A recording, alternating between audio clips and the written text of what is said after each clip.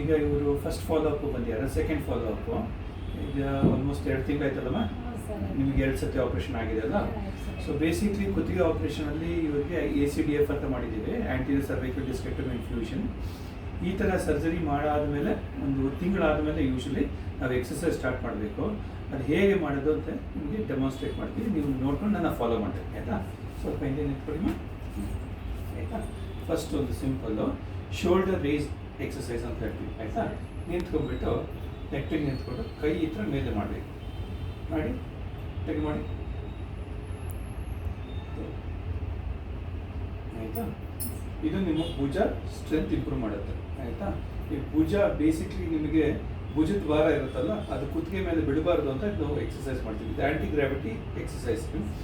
ಈ ಥರ ಸ್ಟ್ರೆಚ್ ಮಾಡಬೇಕು, ಆದಷ್ಟು ಆಕಾಶನ ಮುಟ್ಟೋ ಥರ ಹೋಗಬೇಕು ಕೈ, ಅದಾಯ್ತಲ್ಲ.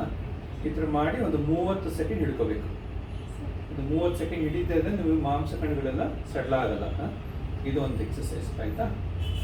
ನೆಕ್ಸ್ಟ್ ಈ ಥರ ಕೈ ಹೀಗೆ ತಗೊಳ್ಳಿ, ತೋಳು ಸ್ವಲ್ಪ ಮುಂದೆ ಬನ್ನಿ ಆಯಿತಾ. ಹೀಗೆ ತೋಳು ಒಂದು ಸಮ ಇಟ್ಕೊಂಡು ಮತ್ತು ಹೀಗೆ ಹೋಗಬೇಕು, ಹಿಂದೆ ಕೈ ಹಿಂದೆ ಹೋಗಬೇಕು. ಇದಕ್ಕೆ ಶೋಲ್ಡರ್ ಬ್ರೇಸಿಂಗ್ ಎಕ್ಸಸೈಸ್ ಅಂತ. ಎಷ್ಟಾಗುತ್ತೋ ಅಷ್ಟು ಮಾಡಬೇಕು, ಆದಷ್ಟು ಮೆತ್ತಗೆ. ಉಸಿರಾಟ ನಿಯಂತ್ರಣವಾಗಿರಲಿ, ಒಂದೇ ಸಮ ಮಾಡ್ತಾ ಇರಲಿ, ನಿಲ್ಲಿಸಬಾರ್ದು. ಉಸಿರಾಟ ಹಿಡಿತು ಅಂದರೆ ನಿಮ್ಮ ಮಾಂಸಕಟ್ಟುಗಳು ಟೈಟ್ ಆಗೋಗುತ್ತೆ, ಸ್ವೆಟ್ ಆಗಲ್ಲ. ಉಸಿರಾಡ್ತಾ ಇರಬೇಕು, ಕುತ್ತಿಗೆ ಮೇಲೆ ಇಟ್ಕೋಬೇಕು ಆಯಿತಾ. ಇದೊಂದು 30 ಸೆಕೆಂಡ್ ಎಷ್ಟಾಗುತ್ತೋ ಅಷ್ಟು ಮಾಡಬೇಕು. ನೀವು ಸ್ವಲ್ಪ ಸ್ವಲ್ಪ ಆಗ್ತಾ ಫ್ರೀ ಆಗ್ತಾ ನಿಮಗೆ ತೋಳಿಗೆ ಇನ್ನೂ ಫ್ರೀ ಆಗುತ್ತೆ, ಹಿಂದೆ ತನಕ ಹೋಗುತ್ತೆ ಆಯಿತಾ. ಇದು 2ನೇ ಎಕ್ಸಸೈಸ್, ಶೋಲ್ಡರ್ ಬ್ರೇಸಿಂಗ್ ಎಕ್ಸಸೈಸ್ ಅಂತ. ಇದೆರಡು ನಿಮ್ಮ ಶೋಲ್ಡರ್ ಆಯಿತಾ. ಮತ್ತೀಗ ಐಸೋಮೆಟ್ರಿಕ್ ಎಕ್ಸಸೈಸಸ್ ಅಂತ ಹೇಳ್ಕೊಡ್ತೀವಿ. ಇದು ಐಸೋಮೆಟ್ರಿಕ್ ಅಂದರೆ ಕುತ್ತಿಗೆ ಅಡ್ಡಾಡಿಸ್ಬಾರ್ದು, ಬಟ್ ಕುತ್ತಿಗೆ ಮಾಂಸಖಂಡಗಳನ್ನ ಬಲಪಡಿಸೋಕ್ಕಿದೆ ಆಯಿತಾ. ಒಂದು ಕೈ ಹಿಂಗೆ ಇಟ್ಕೋಬೇಕು, ಹಿಡ್ಕೊಂಡು ತಲೆ ಅಲ್ಲಾಡಿಸ್ಬಾರ್ದು, ಬಟ್ ದಬ್ಬಬೇಕು ತಲೆನ.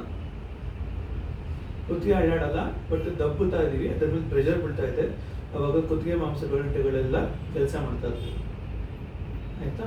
ಇದೊಂದು 20 ಸೆಕೆಂಡ್ ಇತ್ತು, ದಬ್ಬಬೇಕು, ಆದಷ್ಟು ದಬ್ಬಬೇಕು ಆಯಿತಾ. ಇದು ಮುಂಭಾಗದಿಂದ, ಅದೇ ಥರ ಹಿಂಭಾಗದಿಂದ ತಲೆನ ಮುಂದೆ ತಡಬೇಕು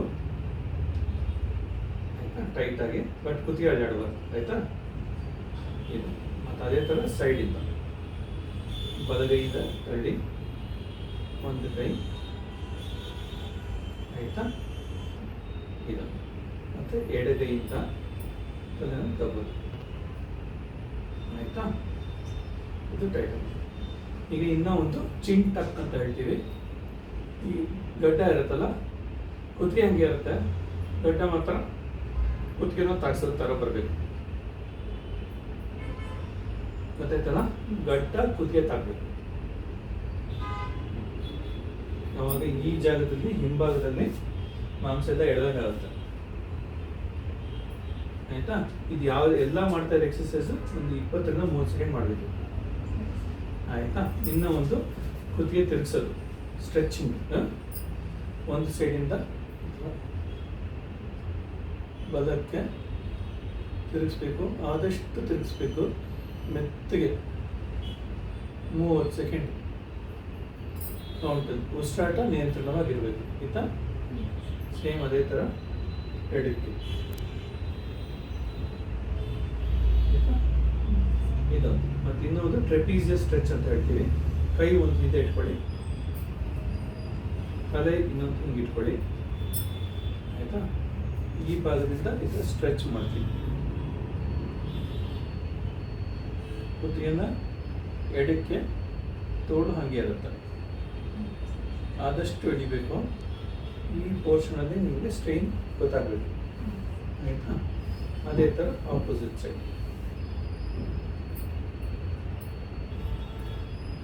ಮಾಡಬೇಕು, ತಿಳಿಸ್ಬೇಕು,